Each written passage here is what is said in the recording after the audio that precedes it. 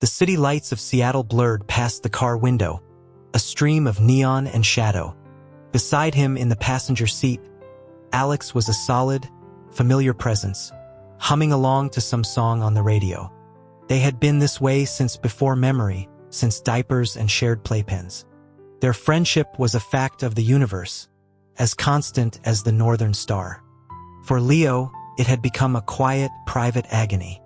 The change had crept in during their senior year of high school, a slow and undeniable shift within his own heart. Falling for Alex wasn't difficult to understand. He was the star quarterback with a GPA that made teachers beam, built with the kind of lean muscle that came from years of sports. It was during a swim meet, seeing water sheet off Alex's stomach as he hauled himself from the pool, that Leo's body had reacted with a shocking, betraying heat. He'd seen other guys shirtless without a second thought. But with Alex, it was different. It left him reeling, tangled in questions about himself while trying to survive AP exams and college applications. The stress carved pounds from his frame. Alex noticed, of course. He started showing up with paper bags from the local deli, piled high with pastrami sandwiches and thick, greasy fries. "Gotta keep your strength up, Leo," he'd say, that easy grin never fading. The rich food made Leo's nose bleed. It bled even more when Alex, crashing at his place after a late study session, would sprawl on the couch playing video games, shirtless and oblivious. One such night, the crimson flow was so sudden and violent it alarmed even Alex. He scrambled for tissues, his hands clumsy with concern. Leo, lightheaded and desperate, finally mumbled the truth into a wad of paper towels. "Just put a shirt on. I'll be fine."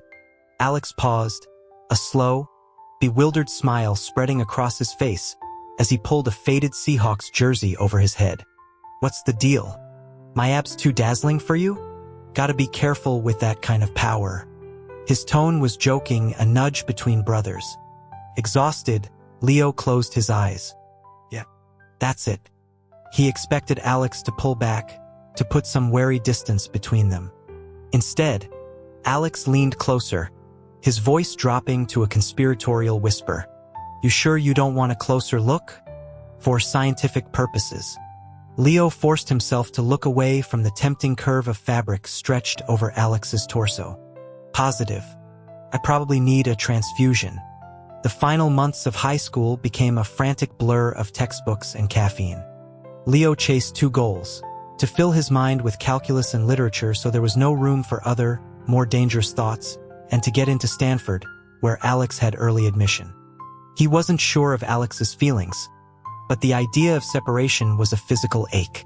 Watching Leo push himself to the brink, Alex's teasing softened into something more tender.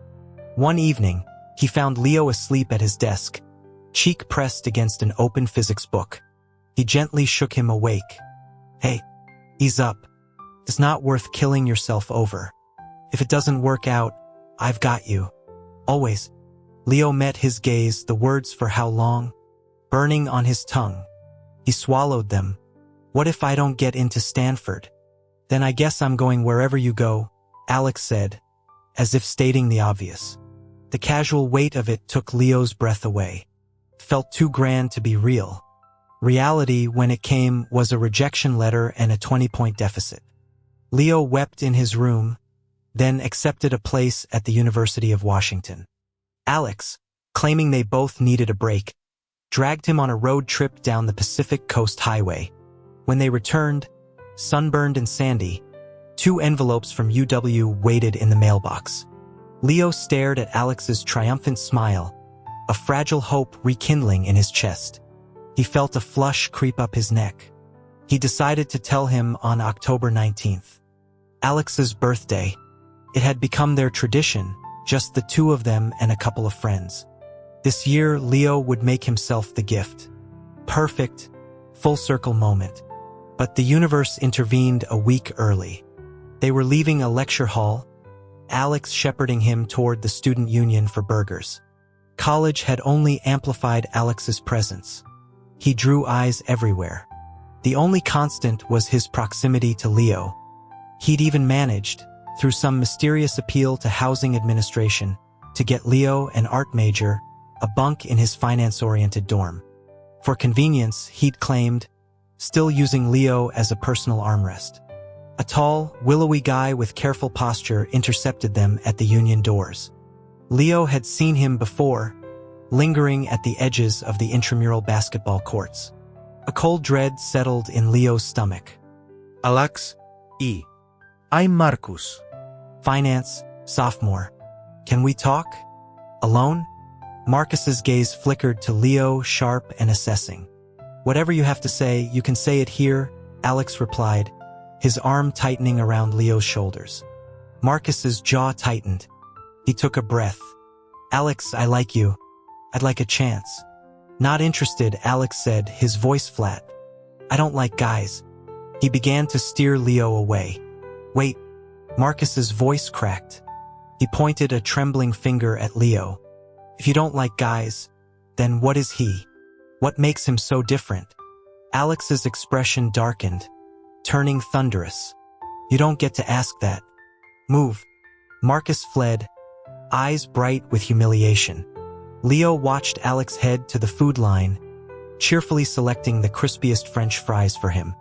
A profound numbness spread through Leo's core. I don't like guys. The words echoed, stark and final. He felt a bizarre spike of gratitude toward Marcus for taking the hit he'd been too afraid to take himself. Back in their dorm room, Leo declined Alex's offer to play video games and climbed into his bunk. He needed space, a return to some semblance of normal friendship. It lasted approximately 10 minutes before the mattress dipped and Alex slid in beside him. Leo jerked upright, clutching the comforter. Alex looked genuinely puzzled. What's wrong? He took a shaky breath. You should maybe not get so close. People might get the wrong idea. Alex processed this, then simply wrapped an arm around him, pulling him close. I don't like guys, he stated again, his breath warm against Leo's hair. I like you. Let them think what they want. Leo shut his eyes. These near confessions, empty of true intent, were a special kind of torture. The door swung open. Their roommates, Ben and Chris, surveyed the scene. Look at the lovebirds, Chris snorted. Alex brightened immediately. Jealous? It's a sad life for you single guys. He then turned and planted a firm, smacking kiss on Leo's cheek. Sleep tight. Leo turned his face to the wall. It was hopeless.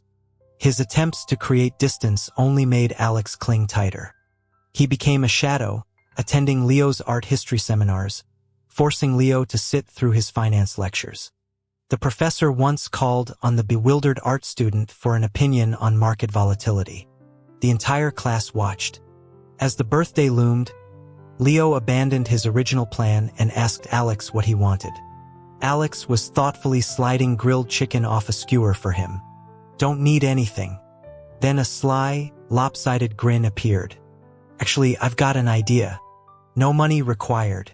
Come stay with me at a hotel for the night? Leo's ears burned.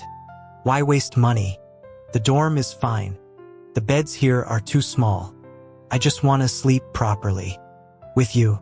That's all, Alex added, perhaps hearing his own implication.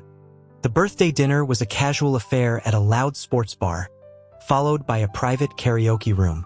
Alex dragged him up for a duet. When Ben produced a deck of cards for a game of truth or dare, Leo's guard was down.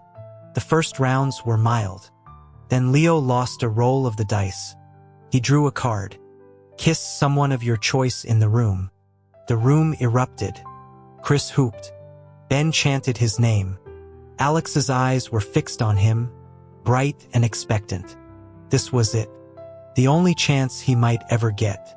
Heart hammering against his ribs, Leo fisted his hands in Alex's shirt, closed his eyes, and pressed his lips to Alex's. The contact was soft, cool, tasted faintly of beer. The room roared. He pulled back, gasping. Whoa, Leo. Went straight for the lips. Chris yelled. Leo's gaze flew to Alex, who had slowly crouched down, face hidden in his arms. A wave of nausea hit Leo. Of course. A straight guy would be revolted. He knelt beside him. Alex, you okay? A muffled voice came from the crook of his arm. I can't stop it. What? Alex lifted his head. His face was flushed, his eyes dark and unfocused. I can't control myself. He fled to the restroom for a long time. When he returned, the party's energy had dimmed. They said goodbye to Ben and Chris outside the bar. Alex was quiet, determined. He led Leo straight to a sleek hotel a few blocks away. In the king-sized bed, after showers, Alex held him as usual, face buried in Leo's neck. Just as Leo began to relax, believing the strange tension had passed, Alex spoke. Leo, do it again. The request hung in the dark room. Leo turned to face him. You remember you're straight, right?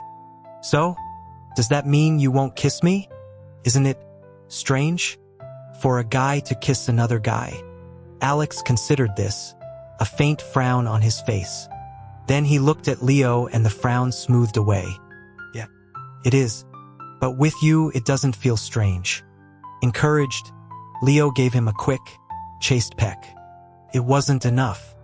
With a low sound, Alex rolled over him, covering Leo's mouth with his own. This kiss was nothing like the first. It was deep, claiming, hungry. Leo's world narrowed to the heat of Alex's skin, the press of his body. Alex broke the kiss, breathing harshly, and guided Leo's hand downward. Please, he whispered against his lips. Help me. Later, spent and clean again under the cool sheets, Leo's mind was quiet. Alex curled around him, content. That was incredible. No, Leo cut him off, a newfound clarity hardening his voice. Let's be clear. You're a straight guy? A straight guy who just had another guy get him off and loved it? How does that work? The question seemed to truly land. Alex went still. You think I'm not straight? Could you see yourself doing that with any other guy? With Marcus? Alex shuddered violently. God, no. That's disgusting. Then what does that make this? What does that make us? Alex had no answer. They slept.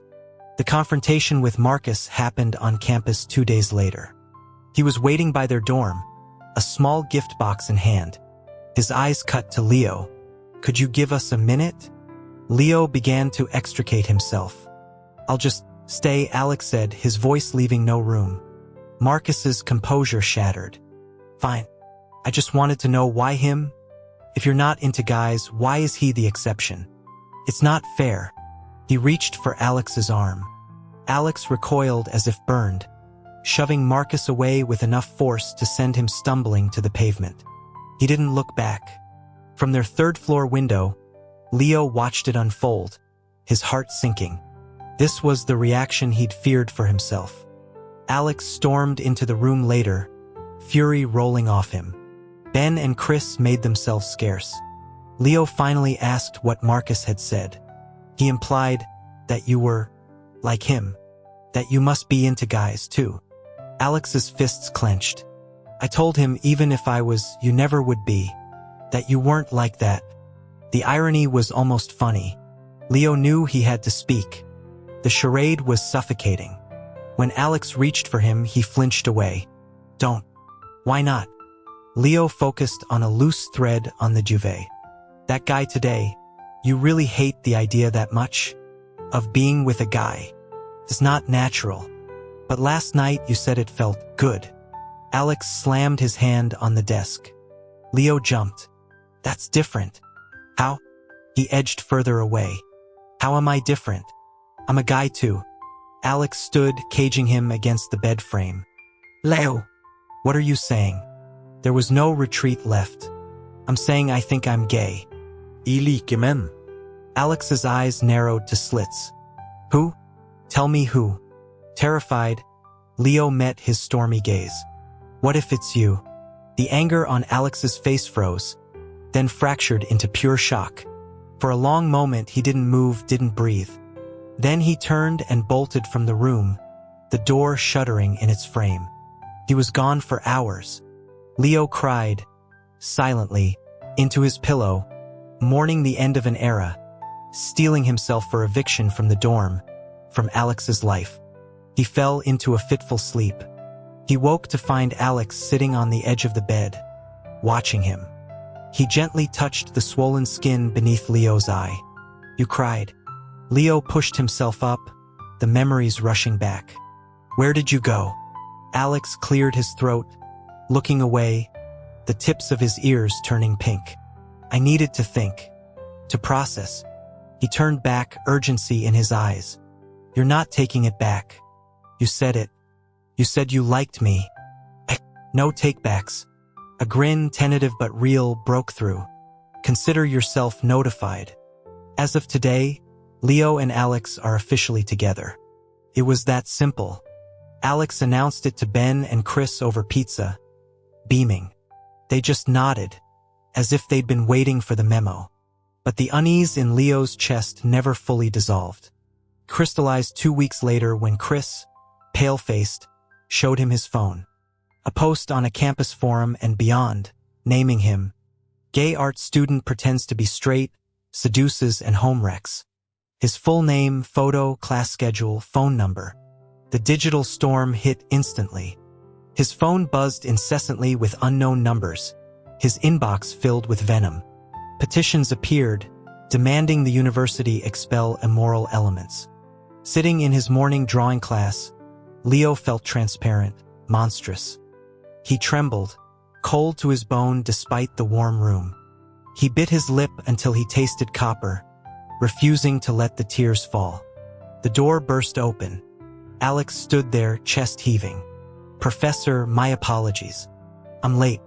The elderly professor peered over her glasses. "You're not in this section." "No, ma'am. I'm in finance. I'm here for my boyfriend." His eyes found Leo. The dam broke. Tears spilled over as Alex walked to the front and took a seat, a silent, solid bulwark against the chaos. The professor merely sighed and continued her lecture on chiaroscuro. After class, Alex guided him back to their room, took his phone, and powered it off. "Don't look. Let me handle it." He left after extracting promises from their roommates to stand guard.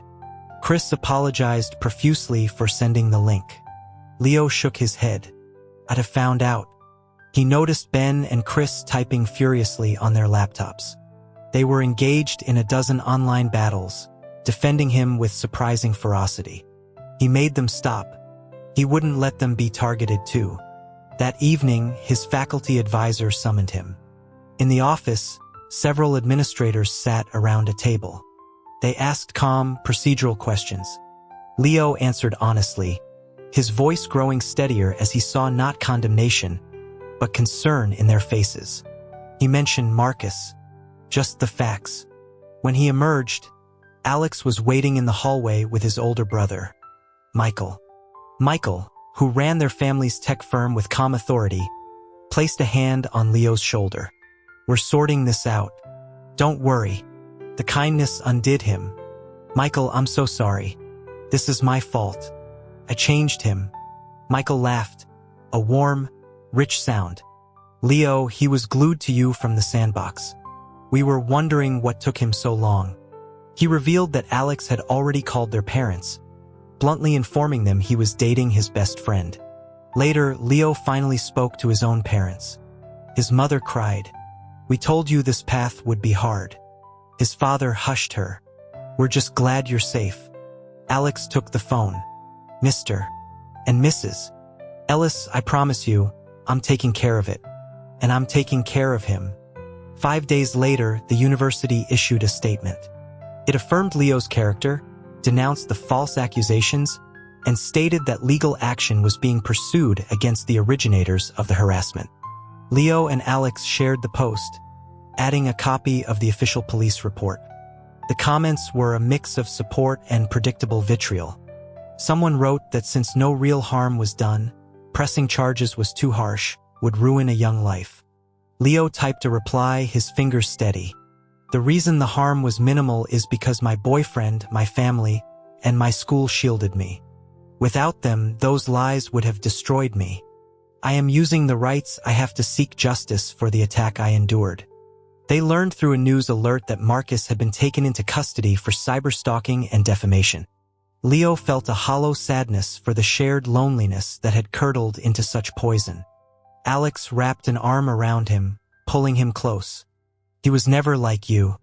Don't ever think that. He pressed a kiss to Leo's temple. You're not alone. We're not strange. We're just two people who fell in love. The rest is just noise. Outside their window, the Seattle rain began to fall, steady and cleansing, washing the city clean.